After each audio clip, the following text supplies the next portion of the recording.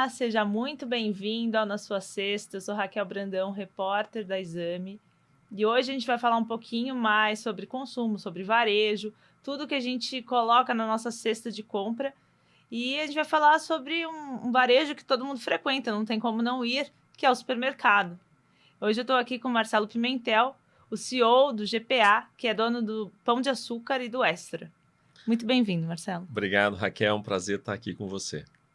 Muito obrigada. Marcelo, você tem no seu DNA profissional o varejo, né? Estava aqui conversando um pouquinho antes de começar a gravação. Você passou desde varejo farmacêutico, varejo de vestuário, varejo de supermercado anteriormente e agora aqui no GPA há alguns anos, né, já tocando o GPA. Conta um pouquinho da sua trajetória. Quem que é o Marcelo Pimentel? Então, Marcelo Pimentel é casado com a Paula, pai da Alice e da Vitória, então cercado de mulheres em casa. Sou filho de Belardim e de Heloísa, um pastor evangélico e uma professora, que eu nasci em Londrina, mas rápido, menos de um ano eu estava no Rio de Janeiro. Vivi minha vida toda no Rio de Janeiro e depois que eu me formei eu fui para a Inglaterra e fiquei 14 anos na Inglaterra. E foi lá que eu entrei no varejo alimentar. Eu estava saindo de uma pós-graduação e o Sainsbury's, que na época era a segunda maior rede de supermercado inglesa, estava contratando os formandos. E aí eu fui fazer um programa, comecei por toda a base de perecíveis.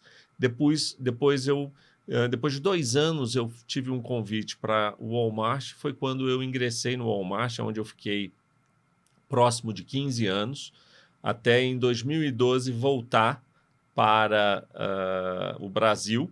Fiquei mais 3 anos aqui no Walmart Brasil. Foi na época que eles tinham comprado o Bom Preço e o Big, e eu vim da Inglaterra, tinha um time vindo dos Estados Unidos, a gente fez o programa de integração, era um grupo chamado Global Business Process, que tinha como principal meta integrar novos negócios no padrão operacional do Walmart.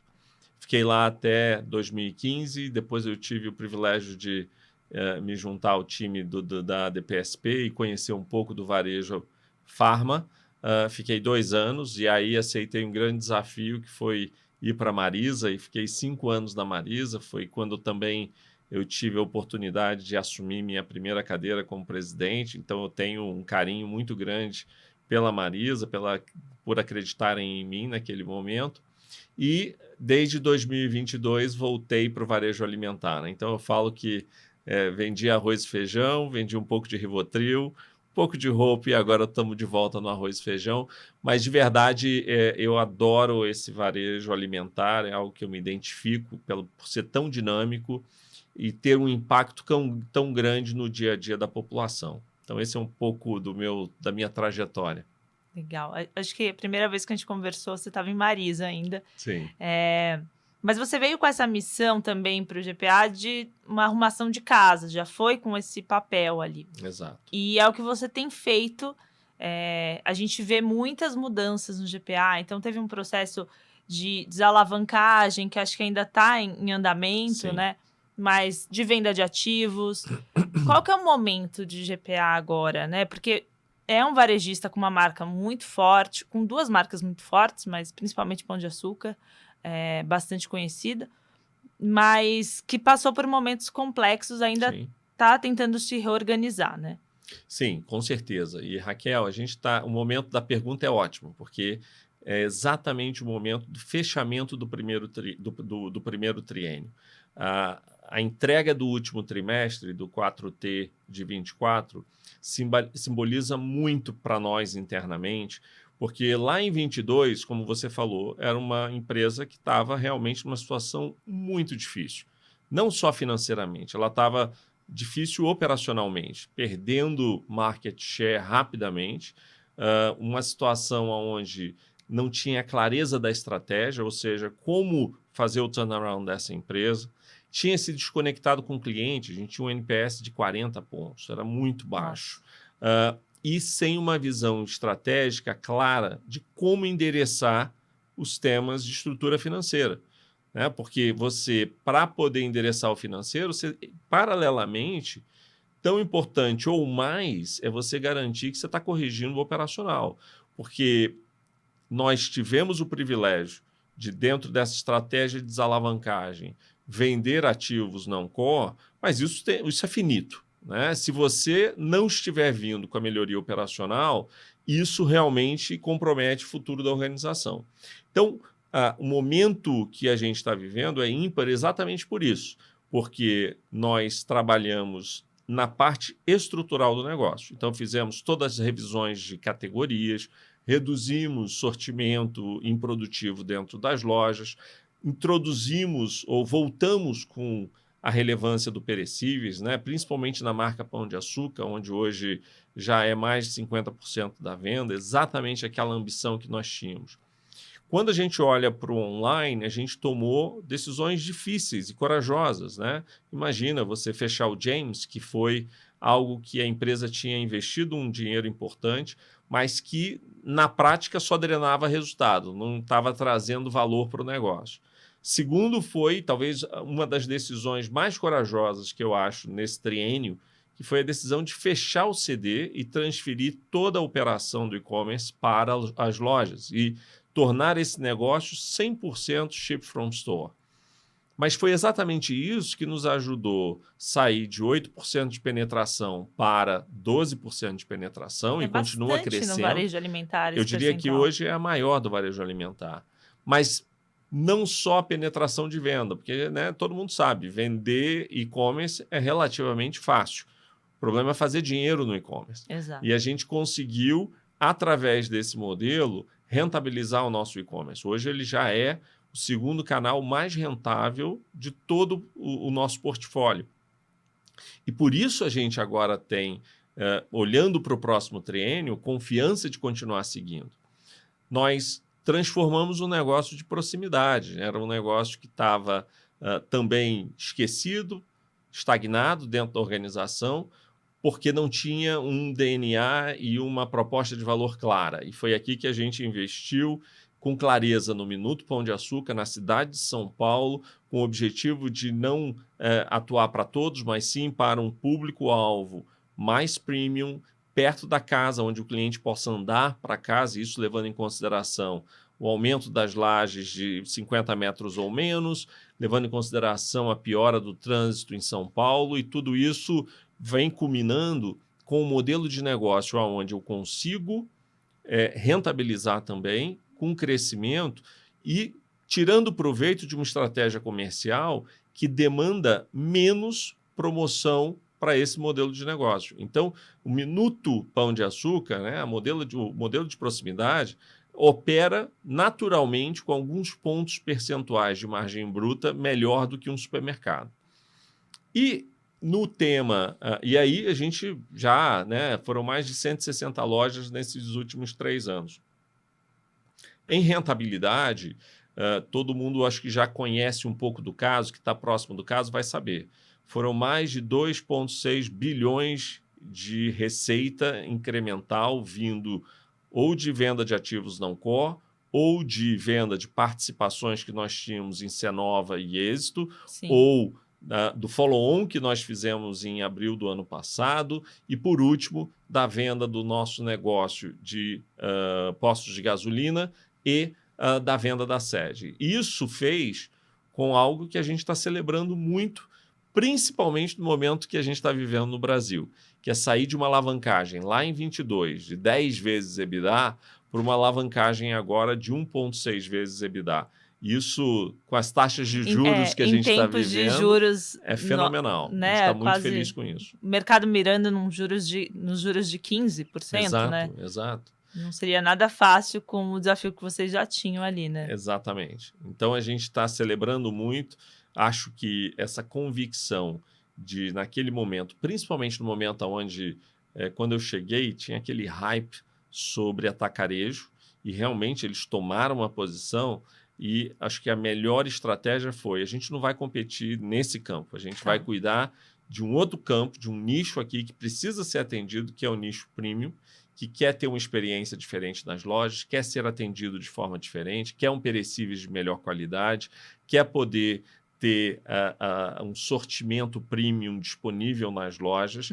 E foi aqui que a gente focou, e por isso, e até mesmo nesse ponto do momento que a gente está vivendo, eu acho que é importante, porque a nossa base de cliente premium, ela por natureza é uma base mais resiliente, tem um discricionário, uma receita discricionário maior e, portanto, mais resiliente a momentos como esse que a gente está vivendo. A gente está vivendo um momento de inflação, principalmente alimentar.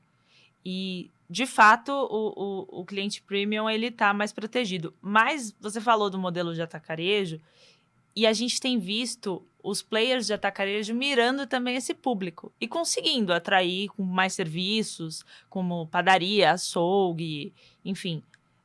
Como que compete agora com esse ambiente? Porque, tudo bem, você está me falando aqui que vocês focaram em um modelo, mas a gente está vendo justamente o outro modelo também olhando para esse público e tentando se adaptar e conseguindo atrair parte desse público.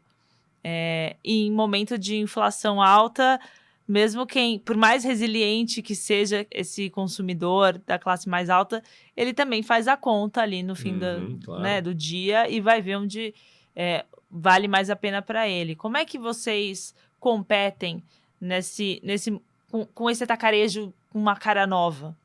De algumas formas. E eu acho que a única coisa que eu corrigiria aqui é que a gente não tem, na nossa visão, uma ambição de concorrer com o atacarejo. Tá. Por que eu digo isso? Porque se eu for ter uma estratégia mirada em concorrer com o atacarejo, eu inevitavelmente vou cair na questão de preço. Tá. E ao entrar nessa questão de preço, eu começo a tirar do cliente Pão de Açúcar aquilo que é exatamente o que ele espera da gente, uma experiência diferenciada. Então, no nosso caso, óbvio que, e a gente trabalha isso, por exemplo, gestão de preço, nós acompanhamos, como todo varejista responsável acompanha, posicionamento de preço na praça, preço por categoria, chega a nível produto. E em itens comparáveis, a gente tem que ser competitivo. Então, não tem como eu, por exemplo, a Coca-Cola do meu vizinho custa 5 e a minha custa 7. Não existe isso. O cliente, não importa qual nível hierárquico da sociedade que ele ou ela esteja, eles vão saber coisas básicas como essa. Mas esse mesmo cliente quer muito além disso. Então, o que eu tenho? Eu tenho que ser justo nos itens comparáveis, mas eu tenho que exceder na qualidade dos itens de expectativa, seja ele perecível, principalmente aqui a gente está falando de hortifruti, açougue e padaria, que formam opinião de frescor para os nossos clientes, e também oferecer sortimento diferenciado em categorias premium. E aí a gente está falando aqui, por exemplo, o Pão de Açúcar é o maior vendedor de vinhos do Brasil, o maior vendedor de queijos especiais do Brasil, o maior vendedor de café em cápsulas, azeite, sushis, tem uma série de categorias que quando o cliente pensa, ele já pensa no Pão de Açúcar. Portanto, se eu consigo garantir que a experiência desse cliente nessas categorias chaves são excepcionais, eu posso concorrer em preço nas categorias comparáveis e esse cliente, que é o nosso objetivo, não precisar ir para um outro lugar para comprar a mercearia básica, por exemplo. Então, o que a gente tem percebido era que lá em 22, o cliente nosso vinha para comprar único e exclusivamente as categorias premium. Então, você via o cara que comprava cervejas especiais e ia embora, ele não comprava o resto da cesta. Ele vinha comprava o vinho, principalmente quando a gente tinha as ações promocionais, todo mundo falava para mim, estou esperando o leve 6, pague 3, era aquela expectativa, mas o que a gente foi analisar nos tickets é que ele só comprava o vinho e só voltava na próxima promoção. Ele não estava comprando a cesta completa. E foi aqui que a gente atacou, muito. O segundo ponto foi atacar o diferencial. Então, por exemplo, proximidade é um grande diferencial que nós estamos conseguindo e que vai ser muito difícil de replicar, porque a gente está entrando muito próximo da casa desse cliente. E isso está fazendo uma diferença muito grande. A gente está vendo, por exemplo, o fluxo de visita em lojas aumentando muito nas lojas de proximidade. porque a gente está oferecendo a opção completa para ele. Então, a nossa loja de proximidade não é uma loja de impulso, é uma loja de conveniência e reposição. Então, ele tem absolutamente todas as categorias que você teria num supermercado grande, obviamente com um sortimento um pouco menor. Mas o que a gente tem visto, se o cliente não quiser ir no supermercado e se resolver 100% na proximidade, ele consegue.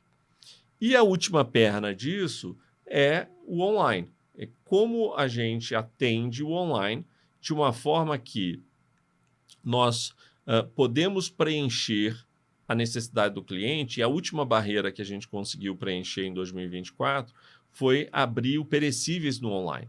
E agora esse cliente, de novo, se quiser fazer tudo online, ele ou ela conseguem fazer. Então, a diferença, eu acho, que a gente traz para esse jogo é que nós não estamos mais mirando em canais distintos. Nossa visão de marca é que o cliente vai comprar no Pão de Açúcar ou o cliente vai comprar no Extra em diferentes maneiras, seja no supermercado, na proximidade ou online, mas para ele ou para ela, ele está comprando no Pão de Açúcar. E ele escolhe como, em que momento, dependendo da sua necessidade imediata naquela hora. E é isso que tem feito com que, de novo, a gente está celebrando o crescimento de base de clientes premium. No último trimestre foi mais de 10% de crescimento. É uma marca para nós importantíssima. E o aumento da base de cliente multicanal, que, de novo, mostra exatamente o cliente entendendo a nossa proposta, que ele escolhe como. A gente vai estar aqui para servir. Perfeito. Marcelo, você falou bastante da bandeira Pão de Açúcar, acho que a gente ainda pode explorar isso bastante, mas vocês ainda têm a bandeira Extra, que eu acho que ainda foi uma que ficou mais para trás nesse trabalho de reestruturação. Vocês saíram de hipermercados, uma das primeiras dúvidas que eu tenho aqui é entender por que o modelo de hipermercados não funciona mais, pelo menos na visão do negócio de vocês. A gente tem visto poucos players, inclusive, nesse modelo, mas queria entender por que dentro de GPA, hipermercados não funcionava mais esse modelo, e vocês resolveram sair, né, desse formato, ficar com o formato de mercados e supermercados e proximidade, né? E aí entender também um pouquinho do qual vai ser o trabalho com o Extra, o que fica para o Extra, porque ele ainda tem um trabalho de marca a ser refeito, né? Aqui é ótimo ponto. Vamos, assim, eu passo rápido sobre a questão do hipermercado, até porque eu acho que foi uma decisão que à época a liderança que estava tomou uma decisão, e eu dou o crédito todo para eles, porque eu não estava aqui, mas eu acho que foi uma decisão, de novo, corajosa e acertada de sair de hipermercado. O hipermercado, ele foi muito importante nos auges, principalmente pré-e-commerce, mas que, ao decorrer do tempo, a oferta de e-commerce, principalmente aqui para linha branca e telefonia, que eram categorias muito relevantes no hipermercado, foram tomando uma relevância que hoje é muito difícil de competir e de você ter aquele estoque todo parado, você ter a metragem quadrada em loja caríssima e você tem uma volatilidade muito grande, principalmente com a questão de crédito. Então, imagina hoje, com a situação de crédito que a gente está, juros que a gente está vivendo no Brasil, essa é uma categoria que é muito mais volátil. Ela é impactada diretamente porque ela é dependente de crédito. Uma outra categoria que também era relevante no hipermercado e deixou de ser é vestuário, né? Hoje você tem, tanto no e-commerce quanto no varejo, principalmente o varejo de classe mais popular de vestuário, hoje cresceu muito. E ela está muito mais próxima do cliente. Então, aquilo que o hipermercado oferecia como um modelo de one-stop shop deixou de ser relevante. E aí você fica com uma área gigantesca que se torna grande demais para vender só alimento, né? E não faria sentido. Então, essa decisão foi tomada. Agora, vamos falar de Extra, porque Extra, para mim, é uma coisa que eu acho que a gente tem que começar cada vez mais a educar os investidores sobre o papel e o papel do Extra dentro do nosso portfólio. Extra, por incrível que pareça, é uma marca fortíssima, né? A gente já está aí, acho que é 10 anos que a gente ganha a melhor relevância de marca, principalmente na Baixada, onde a gente tem mais de 30% de market share na Baixada Paulista. Então, Santista. Então, o que acontece? Extra para nós, proposta de valor. De novo, não vai ser competir com o atacarejo. A gente entende que o Extra tem um papel de ser o supermercado de bairro, da mesma forma que o Pão de Açúcar é para o cliente premium, o cliente mainstream vai ter o Extra para ser essa proposta de valor. No Extra, a gente tem um foco gigante em açougue, que é muito relevante para esse consumidor, padaria e hortifruti. Tá. Toda a outra parte, aí é uma competição já mais real em preço, né? Principalmente aqui, categoria, por exemplo, de limpeza no Extra é extremamente relevante, né? Mas tem um diferencial, e aí eu falo tanto para o Extra, mas falo para o todo, que num ambiente como esse, e na sua pergunta até anterior sobre o papel do atacarejo e como é que a gente se encaixa nisso, que o Pão de Açúcar tem o maior share de marca própria no varejo alimentar brasileiro. Sim. Se você imaginar que hoje o mercado de marca própria no Brasil tem uma penetração perto de 5%, no pão isso supera, no GPA isso supera mais de 25% de penetração e no Extra mais de 30%.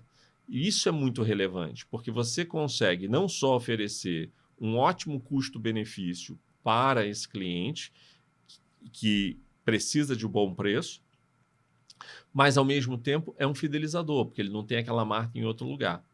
Como eu mencionei na última call de resultados, para o pão a gente está indo agora para um próximo passo, que é a introdução de marca própria de premium dentro do nosso mix. A gente tem Qualità, que é uma marca mainstream, de muita qualidade, mas competindo ali no meio do jogo. E a gente agora vai começar a trazer para o mercado a marca Pão de Açúcar Premium, que vai competir com as melhores marcas de mercado. Nós estamos fazendo muito testes cegos, garantindo qualidade. A gente não vai liberar marcas se não tiver exatamente a melhor qualidade, porque a nossa visão, e de novo trazendo para a questão de marca, é que não é só ali no ato da compra. É quando o cliente leva para casa, ele vai continuar vendo pão de açúcar e associando pão de açúcar com produto de qualidade. Tá. E gera essa recorrência e essa fidelização também, né? Exatamente. Além de margens melhores, porque essa questão de marca própria também tem um ganho de margem importante, né, dentro do varejo alimentar. Ela ajuda, né? Ela tem, e ao mesmo tempo a gente tem uma preocupação, obviamente ela tem que ser igual ou melhor, mas a nossa maior estratégia é que ela seja o melhor custo-benefício com categorias comparáveis. Então, mesmo que ela não seja muito melhor do que um produto semelhante, o custo-benefício dela vai ter, ou seja, ela vai ter um valor final de venda significativamente menor do que a mesma marca comparável, com qualidade igual ou melhor. Porque, para nós, o lifetime value desse cliente é muito mais importante do que aquela margem percentual imediata. Porque, para nós, o que a gente vê é todo cliente comprador de marca própria é muito mais fidelizado no todo com a marca Pão de Açúcar ou a marca Extra do que o cliente que não compra a marca própria. Então, para nós é muito mais importante ele ser consumidor de marca própria, porque o ticket total dele vai ser sempre melhor. Entendi. E falando ainda um pouco de margem, e até talvez um pouco de venda por metro quadrado, você estava falando de todas as melhorias que vocês fizeram, principalmente com perecíveis, com com serviços também, né? Porque vocês trouxeram Sim. de volta a figura do sommelier, né? Exato. Enfim, tem mais serviço dentro da loja. O quanto que já foi feito, a gente já tá bem claro, mas ainda tem muito a melhorar dessa venda por metro quadrado, dessa rentabilidade também do negócio? Para onde está esse caminho de melhoria ainda a ser feito dentro da operação? Sim, a gente acredita que tem ainda oportunidade para melhorar. Regionalmente, né? A gente focou muito na cidade de São Paulo. Ano passado, a gente começou a dar um foco ainda maior no mercado extra e vimos o resultado começar a aparecer. Então, a gente deve ter esse ano inteiro desfrutando de um mercado extra, de um extra mercado que vai dar muito resultado para a gente. Mas quando a gente entra em regionalidade, por exemplo, a gente vê oportunidade ainda para a performance por metro quadrado no interior de São Paulo ou estados fora de São Paulo, né? A gente, obviamente, principalmente num contexto onde você está no meio de um turnaround, você tem que escolher suas batalhas, e a gente escolheu São Paulo para ser nosso principal campo de batalha, mas a gente sabe que tem oportunidade de melhorar a performance no Nordeste, tem oportunidade para melhorar no Centro-Oeste e no Rio de Janeiro. Então, fizemos um ajuste da nossa estrutura regional, com diretores que agora vão olhar especificamente para tudo que é fora de São Paulo, tanto no âmbito operacional quanto no âmbito comercial, e a gente espera colher frutos disso. Perfeito. Até falando um pouquinho disso, a maior parte da expansão veio mesmo em São Paulo com modelo de proximidade, né? Essa deve ser atuada ainda em 2025. Como é que vocês estão vendo essa questão de expansão física? Essa vai ser atuada de 25 a 27. Ela está calcada no nosso planejamento estratégico trianual, que nós aprovamos no final do último ano. Nossa expansão continua sendo em consolidar a nossa liderança no varejo de proximidade no estado de São Paulo, né? A gente não quer sair de São Paulo enquanto não tiver realmente adensado São Paulo. Isso não quer dizer que nós não vamos abrir alguns pães de açúcar. Agora, dia 14 de março, está até convidada, a gente inaugura uma loja em Campinas, na Hípica, de um pão de açúcar, que a gente está fazendo já no que a gente chama no modelo premium. O que a gente está testando é um novo modelo de loja, não no sentido visual, apesar de ter evoluções visuais, mas no sentido da proposta de valor completa. Principalmente aqui você tocou no tema de serviço, de experiência. Muito do que a gente tem trabalhado e tem pesquisado é que no ambiente de varejo premium, você tem que ajudar o cliente a ficar mais na sua loja. Você ajuda através de experiências que você vai dando a ele no circuito que ele vai performar, que ele vai andar ali na sua loja no processo de compra. Então, a gente ainda vê e temos mapeados lojas para serem abertas do Pão de Açúcar, do próprio Mercado Extra. O Mercado Extra está sendo uma grata surpresa em termos de rentabilidade, né? 3 anos atrás era uma bandeira que não dava nada, né? E agora a gente já passou de mid-singles, então a gente está continuando com uma evolução importante para os próximos anos, e à medida que isso acontece, é um pouco do que aconteceu com o online. Na hora que a gente conseguiu e aprendeu a rentabilizar, a gente dá gás para crescer. O Mercado Extra é exatamente a mesma coisa. Ajustamos o modelo, estamos agora garantindo que ele está correto e realmente os resultados estão acontecendo. Uma vez que a gente tiver absoluta certeza disso, a gente dá gás para crescer. E por que isso? Porque existem bairros de localização que o pão não vai entrar. Não tem o fit com a sociedade local, mas que o extra vai entrar e vai entrar muito bem, né? E é isso que a gente vai fazer. Perfeito. Marcelo, acho que do operacional, acho que é um ponto, como eu estava comentando, que parte do mercado entendeu bem e percebe esse trabalho de melhoria. Mas ainda há uma preocupação, principalmente quando a gente olha para o papel, que está bastante pressionado, bastante amassado mesmo em valor, Sim. né? Há uma preocupação em relação, principalmente, à questão de passivos e a questão do custo também da dívida ainda, né? Claro. Eu queria entender um pouco de você, como é que está esse trabalho também, o que dá para ser feito, eu sei que vocês têm, por exemplo, vocês comunicaram há relativamente pouco tempo, já faz uns meses, mas acordo, né, em relação a passivos aqui no estado de São Paulo. Como é que está sendo esse trabalho? Onde dá para ter melhorias em relação a isso? Raquel, aqui é uma ótima pergunta, porque a gente está tentando cada vez ser mais transparente com todos os investidores com relação a isso. Importante lembrar que o passivo que o pão tem hoje, ele é decorrente de uma série de mudanças societárias que foram acarretando, que, na verdade, ele ficou com um passivo desproporcional ao seu tamanho atual. Exato. E é super compreensível de que, quando o investidor está ali olhando para isso, ele precisa entender qual é o plano.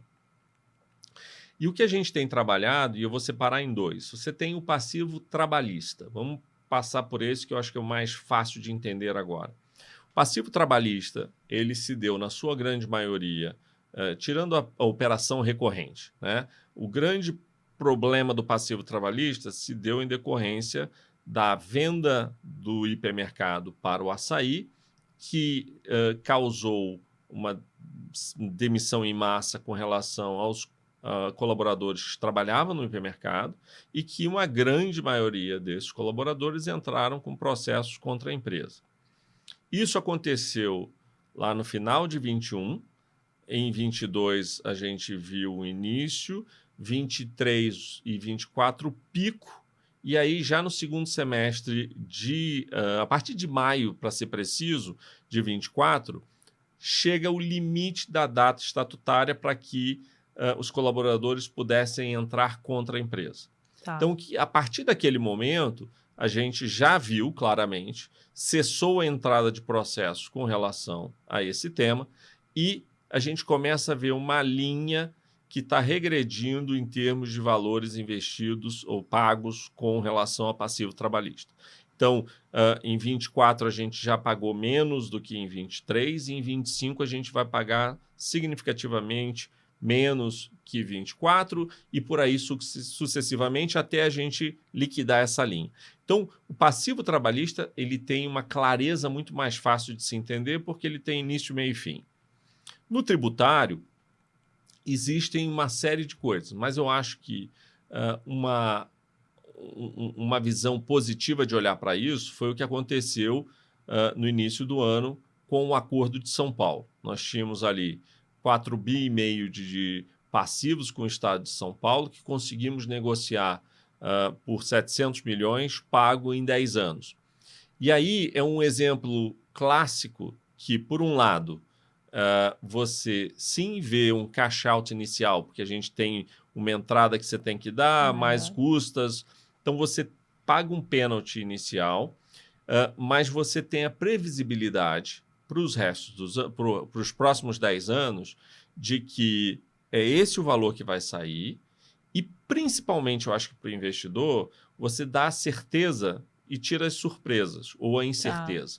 Você vai tirando essa nuvem que fica por cima da companhia. Eu, como investidor, e eu tenho conversado muito com investidores, prefiro muito mais saber que eu devo isso nos próximos 10 anos do que ter a dúvida de que eu posso ter que pagar 4,7 bi de um passivo que eu não tenho certeza do que vai acontecer. Então, isso foi feito na esfera estadual. Nós também falamos menos porque é uma quantia muito menor, mas também fizemos a mesma coisa com o estado da Bahia. Tá. E agora, nossa mira está no federal, que também é um chunk, né, o maior pedaço disso, mas a gente acredita que tanto para a União quanto para a empresa é um ganha-ganha se a gente conseguir achar algum caminho.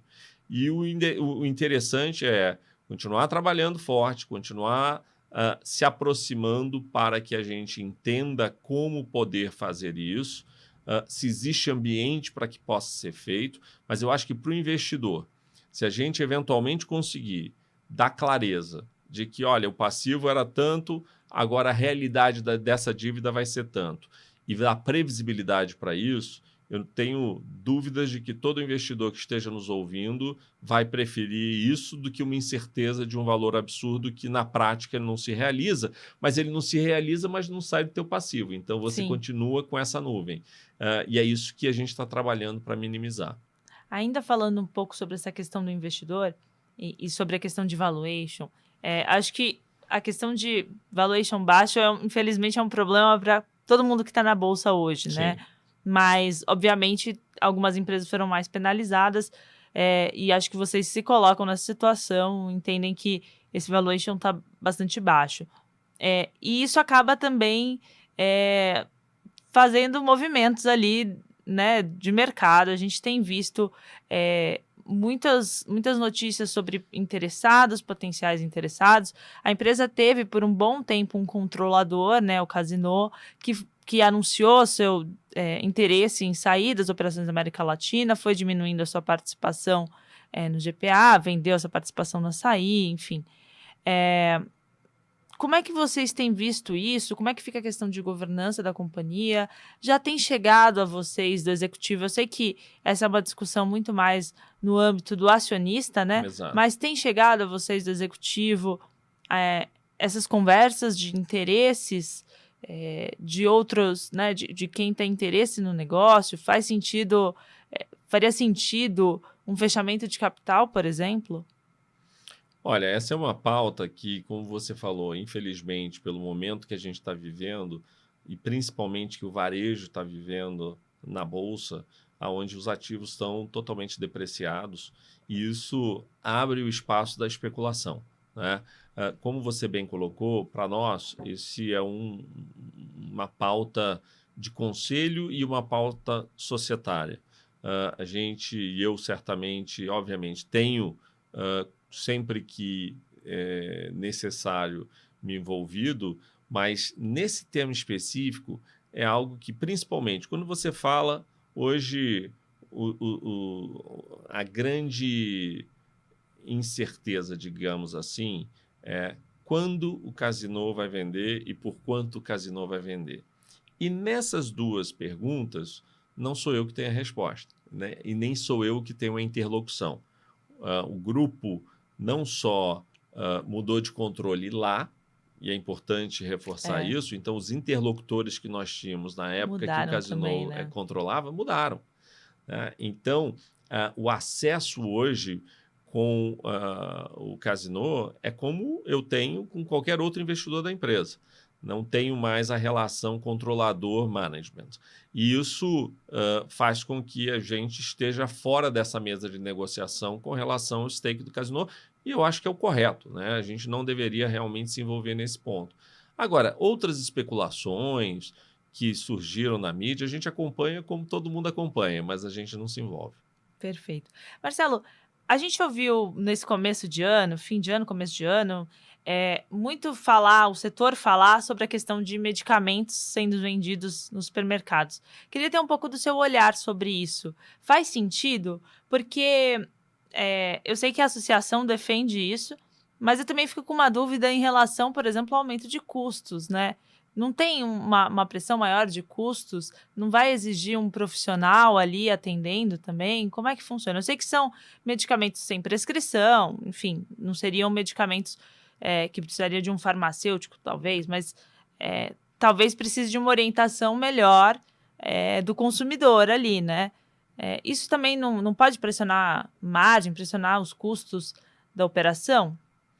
Raquel, como vocês sabem agora, pelo menos quem não sabia, né, eu fiquei 14 anos da minha vida na Inglaterra. E essa discussão eu nunca entendi, para te ser sincero, desde que eu voltei para o Brasil, do porquê no Brasil a gente não vende medicamentos sem prescrição, isentos de prescrição nos supermercados. Recentemente, eu tive fazendo um roadshow na Europa e fui à Inglaterra novamente, e aí fui visitar meus ex-empregadores e visitando loja. Sempre que eu estou em algum lugar diferente, eu vou visitar a loja. E vi lá todo o sortimento de medicamentos isentos de prescrição disponível para o cliente. E eu fico pensando em qual a lógica que a gente tenta argumentar de que isso não geraria valor para o cliente. E, de verdade, eu não consigo achar essa resposta, porque esses medicamentos que eles podem comprar sem prescrição, eles podem comprar na farmácia e poderiam comprar no supermercado, porque o processo seria exatamente igual. Com relação a custo, eu penso diferente. Eu acho que ela diluiria custo, porque é mais um sortimento novo que o cliente teria total acesso e interesse. Imagina, né, a gente está falando aqui, é muito fácil a gente falar de farmácias quando a gente vive no espaço metropolitano. Mas quando a gente olha para locais onde supermercados estão presentes e que nem todos eles vão ter uma farmácia próxima, onde a gente tem a oportunidade de atender uma base de cliente e dar a comodidade desse cliente escolher, principalmente o cliente que não tem carro, que ele precisa fazer uma viagem, não 2, não 3, de poder encontrar tudo em um único lugar e, ao contrário de aumentar custo, oferecer para ele uma diluição de custo, porque a estrutura logística já está montada, a estrutura de loja, de utilidades, de tudo que você possa imaginar já está montada, seria uma adição de uma categoria, como a gente faz, né? A gente está, por exemplo, expandindo nossa categoria de perfumaria e beleza dentro do supermercado, que foi uma categoria, inclusive, que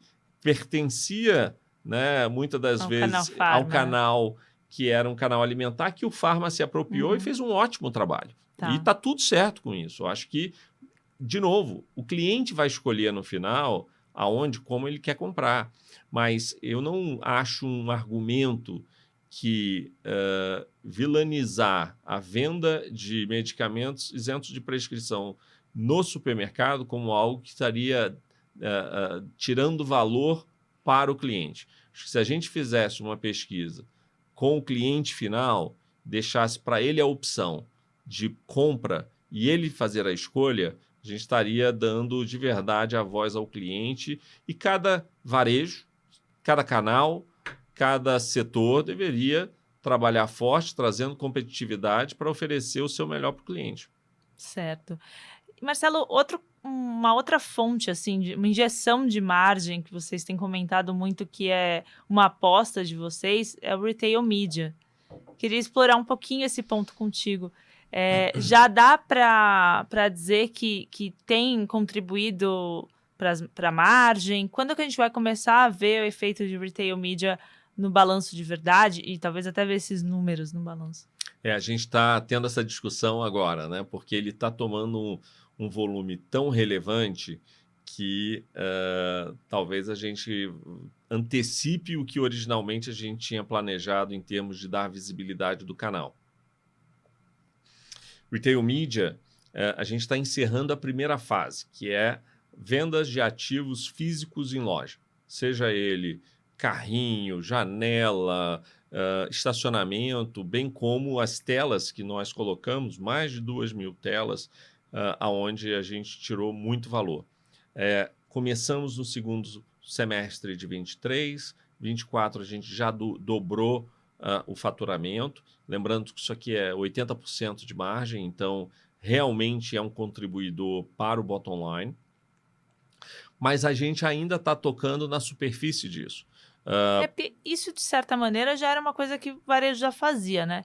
Ele fazia muito mais a ponta de gôndola do que a inteligência do Retail Media. Esse é o pulo do gato, né? E a gente separou isso. Então, o comercial continua cuidando da ponta de gôndola, como ele faz. São orçamentos distintos. Que uma preocupação que a gente tem sempre, e por isso a gente separou, por exemplo, no Pão de Açúcar, o Retail Media é liderado pela área de marketing.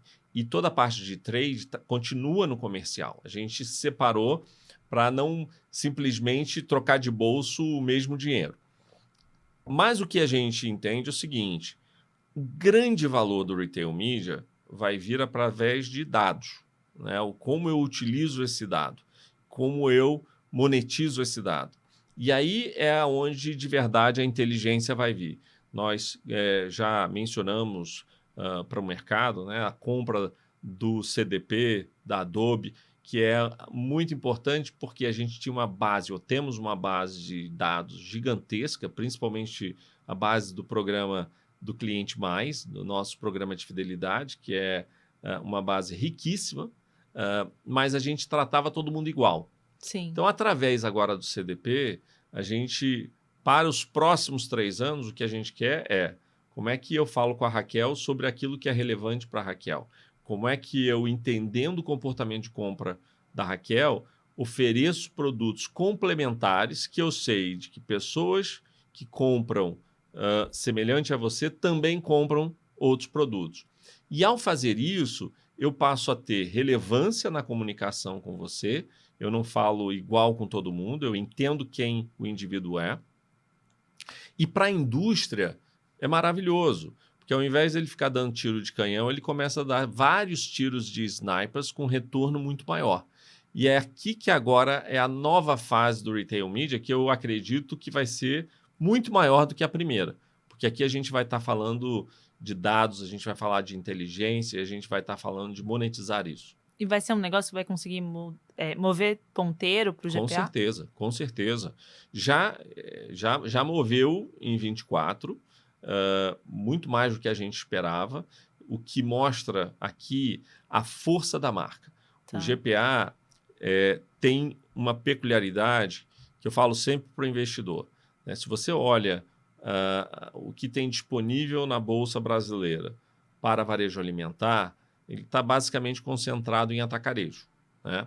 Nós somos o único player disponível, se o investidor quiser balancear seu risco, que dá acesso ao cliente premium, a um cliente mais rentável, a um cliente mais resiliente. E é aqui que a gente quer oferecer essa proposta e essa opção para o investidor. Porque o que aconteceu em 24 mostra o quanto que isso foi importante. E agora, para os próximos anos, com essa visão de crescimento de online, de proximidade, de marcas próprias premium, né? A gente está com um plano muito robusto para o próximo triênio.